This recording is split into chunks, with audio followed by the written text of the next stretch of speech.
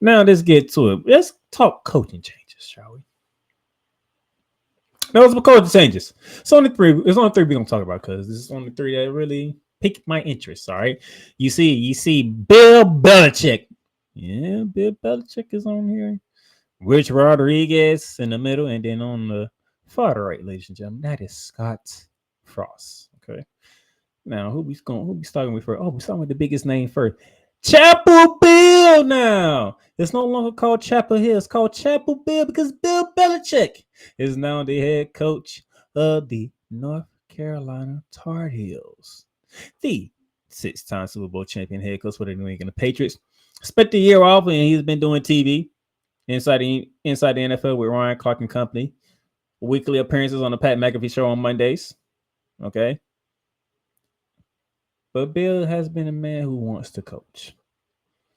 He didn't really get no offers from the NFL. The only real offer he got was Atlanta, where Raheem Morris got the job.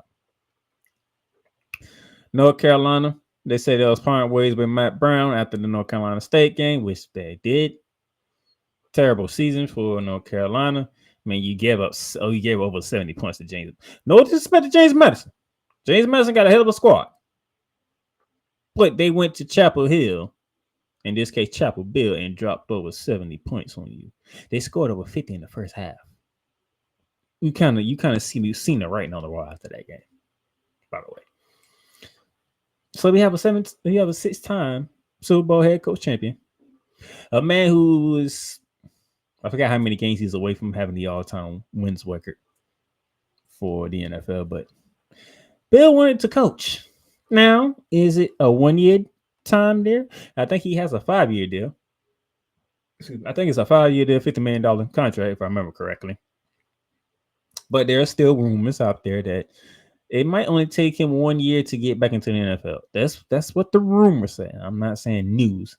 I'm saying rumors, not news, rumors. Okay, that it might be 1 year, one and done for Bill Belichick because he has a $1 million buyout. That's really what it is, a $1 million buyout from when I read the news reports from ESPN, Fox, and all that stuff. Nevertheless, I'm interested to see how Bill Belichick does in North Carolina. He's in college now.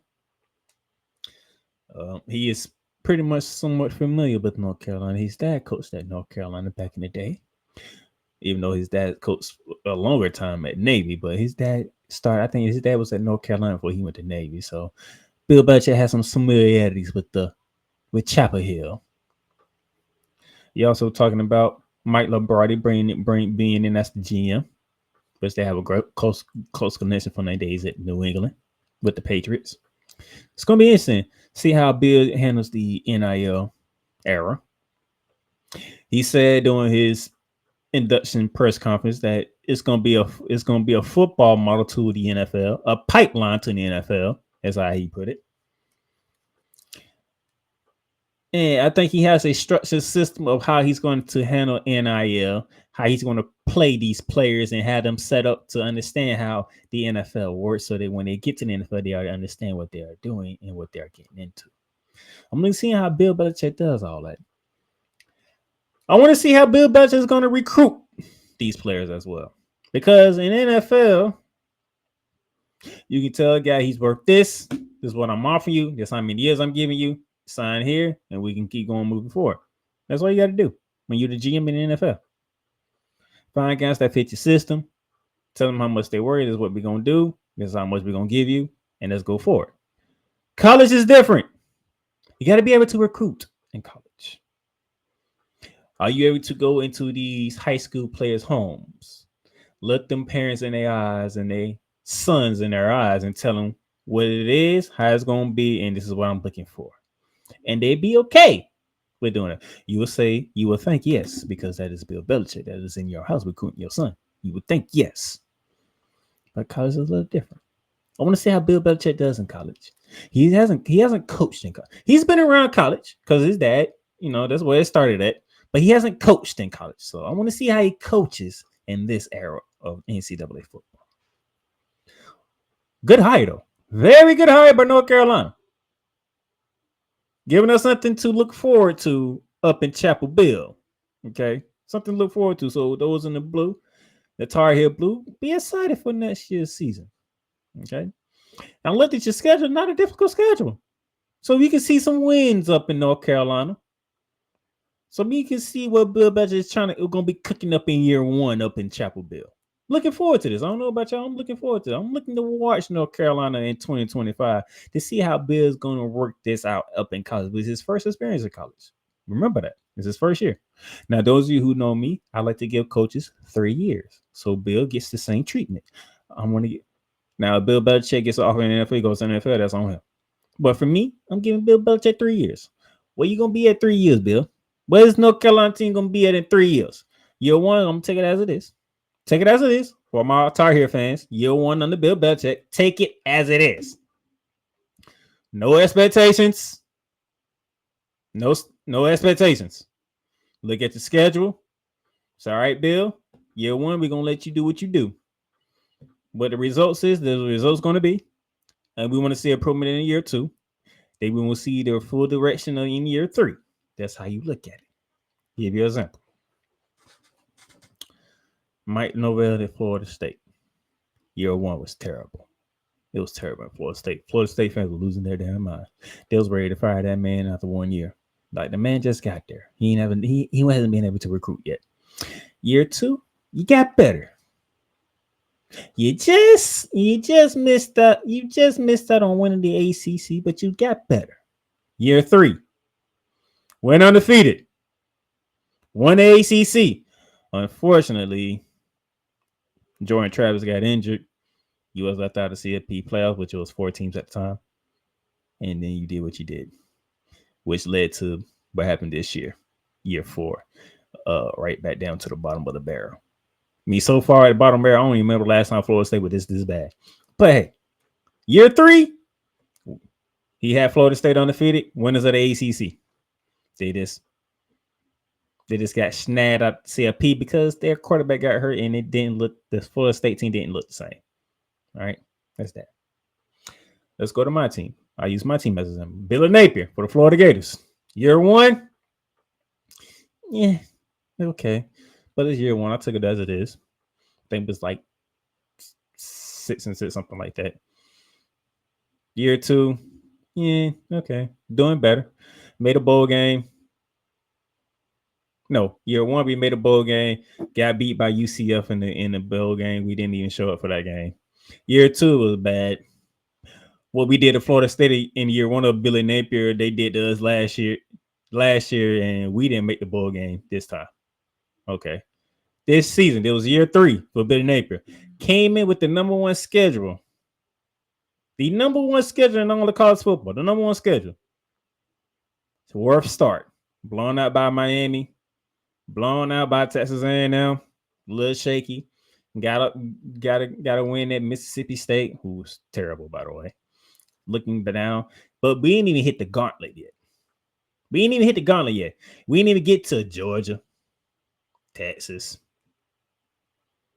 LSU, Ole Miss, LSU, Ole Miss. We ain't hit that gauntlet yet. So we sitting there, I think it was 3-3 at the time, 2-4 at the time when that gauntlet hit. Because by the way, because we went to Tennessee, we could have beat Tennessee, but we lost. Our quarterback throwing a touchdown. He threw a touchdown pass and tore his ACL. Like how unfortunate was him and the Gators. Okay. Graham Mertz, shout out to you. Thank you for your 2 years of service down in Gainesville. Appreciate it. You was a leader. I can tell you that you was a leader. Even after you got injured, you stayed around with the team. You stayed around DJ Latway, and you was a leader. Thank you, sir. He get hurt throwing a touchdown pass. We lose that game. In overtime, by the way. In overtime. When you're talking about the Tennessee Volunteer, you have the same Tennessee Volunteer that's in the college football playoffs. That team. Another team that's in the college football playoffs and the ACC champions, the Georgia Bulldogs. They won in the 4th quarter. Because right before halftime, DJ Larry got hurt when we was up 10 at the time. We had to bring in a 3rd string quarterback. Even though Carson Bed threw 3 interceptions. The fact that DJ Larry got hurt and we had to play in the 3rd string quarterback, we didn't look right. And Georgia was able to survive that game. It's looking terrible for Florida. Go to Texas, go to Austin, Texas, and we get our ass whooped as expected with a third string quarterback going against that Texas team who is trying to bounce back from losing to Georgia and trying to rewrite the ship and all that good stuff. We get our ass whooped. It's looking dead. We still got LSU. We still got Ole Miss before we play Florida State, and we trying to get to 6 wins to be bowl eligible. Trying to get to 6 wins here. It's looking dead. And by the way, LSU and Ole Miss was ranked, and they are fighting for make it to Atlanta. Well, LSU, they came to the swamp, and their season drowned. They right then and there in front of Brian Kelly's face. And then the following week, I think LSU was ranked 22 at the time. Then the following week, and this is after the ADs gave a vote of confidence to Billy Napier, say he'll return next year. That point after that Texas ass whooping turned the whole season around because we knocked off LSU, who was ranked 22nd in the swamp in their end of their season. You have 9th ranked Ole Miss coming in now. Now they ears are perked though. It's like they just took out one of our competitions. So now we handle business against them, and other things keep happening. We might move up. But guess what? Lane Kiffin saw his season get drowned in the swamp as the number 9th ranked team, and their chances of going to the CLP and playing for the ACC championship went up in smokes down in the swamp. We are bowl eligible all of a sudden, knocking off 2 ranked teams that we had no business knocking off.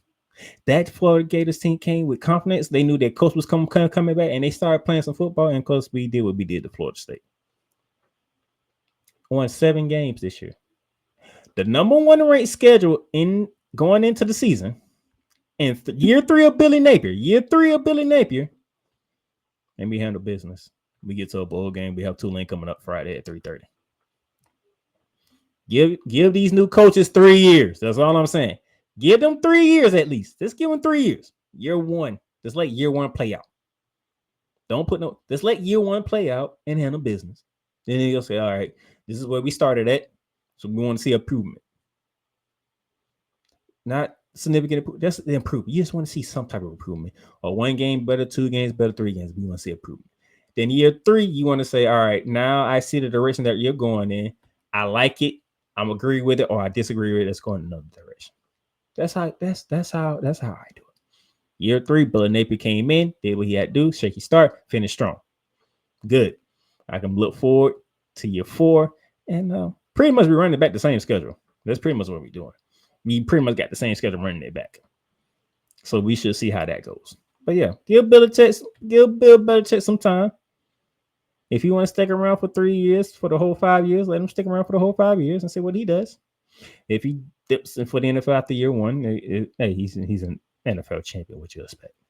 But those in Chapel Hill, give him 3 years at least. Let's give him 3 years, see what he can bring, see what he can build up, and see what he can do. That's all I'm saying.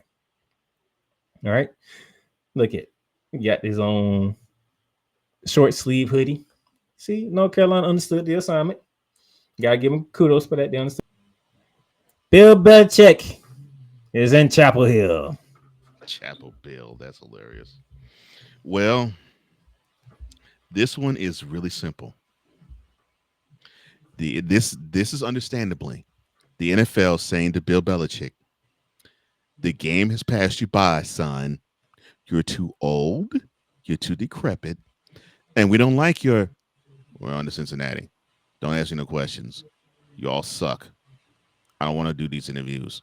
I hate press conferences. They don't want you to be in one of those press conferences because they think you're boring and you wanted more control than people were willing to give you because they saw the years after Brady was there, and they saw that they saw that the Patriots were playing pretty much as horribly as they are now. So this basically was an indictment to the from the NFL saying, Bill, none of the 32 teams want you. If you want to coach, do it in another league. Voila, he is now North Carolina's head coach.